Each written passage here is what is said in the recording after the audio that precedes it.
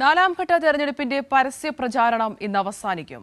9 സംസ്ഥാനങ്ങളും കേന്ദ്രഭരണ പ്രദേശമായ ജമ്മു കാശ്മീരിലെ ശ്രീനഗർ മണ്ഡലം ഉൾപ്പെടെ 96 മണ്ഡലങ്ങളാണ് നാലാം ഘട്ടത്തിൽ വിധിയെഴുതുക. വിഷ്ണു തലവൂർ തുടരുകയാണ്. വിഷ്ണു, ഇത്തരത്തിൽ തിരക്കിട്ടതായിട്ടുള്ള പരസ്യ പ്രചരണമായിരിക്കും പുരോഗമിക്കുന്നത്. ഈ ഒരു നാലാം ഘട്ടം നോക്കുകയാണെന്നുണ്ടെങ്കിൽ പ്രമുഖ നേതാക്കളടക്കം ജനവിധി തേടുന്നുമുണ്ട്.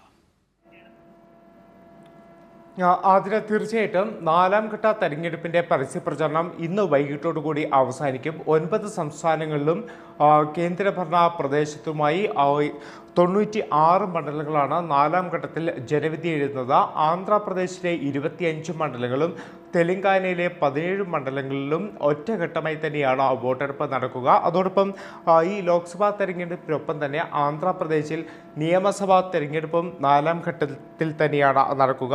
ഈ സംസ്ഥാനങ്ങൾക്ക് പുറമെ മഹാരാഷ്ട്ര, ഉത്തർപ്രദേശ്, മധ്യപ്രദേശ് സംസ്ഥാനങ്ങളും ബംഗാൾ, ഒഡീഷ സംസ്ഥാനങ്ങളിലെ തെരഞ്ഞെടുപ്പും ബീഹാറിലെ തെരഞ്ഞെടുപ്പും ഈ നാലാം ഘട്ടത്തിൽ നടക്കുന്നുണ്ട്. ശക്തമായിട്ടുള്ള പ്രചരണമാണ് നമുക്ക് നാലാം ഘട്ടത്തിൽ കാണാൻ കഴിഞ്ഞത്. പ്രത്യേകിച്ച് ഈ BJPയുടെ ഭാഗത്ത് നിന്നൊക്കെ തന്നെ വലിയ തോതിൽ വർഗീയത ആളിക്കത്തിച്ചുകൊണ്ടുള്ള ഒരു പ്രചരണം അരങ്ങേറിയിരുന്നു. അത് പ്രധാനമന്ത്രി നരേന്ദ്രമോദിയുടെയും അതോടൊപ്പം തന്നെ കേന്ദ്ര ആഭ്യന്തരമന്ത്രി അമിത്ഷായുടെയും നേതൃത്വത്തിലാണ്. അത്തരത്തിൽ മുസ്ലിം വിരുദ്ധത ആളിക്കത്തിച്ചുകൊണ്ടുള്ള പ്രചരണമൊക്കെ തന്നെ നാലാം ഘട്ടത്തിൽ അരങ്ങേറിയത്. ഇതിനെതിരെ വലിയ തോതിലുള്ള പ്രതിരോധം തീർക്കാൻ ഇന്ത്യ മുന്നണിക്കും കഴിഞ്ഞിട്ടുണ്ട് എന്നതാണ് ഏറെ നമ്മൾ എടുത്തു പറയേണ്ട ഒരു കാര്യം. അത്തരത്തിൽ ഈ ഇന്ത്യ മുന്നണിയും അതിശക്തമായിട്ടുള്ള പ്രചരണത്തിലൂടെ തന്നെയാണ് മുന്നേറിയത്.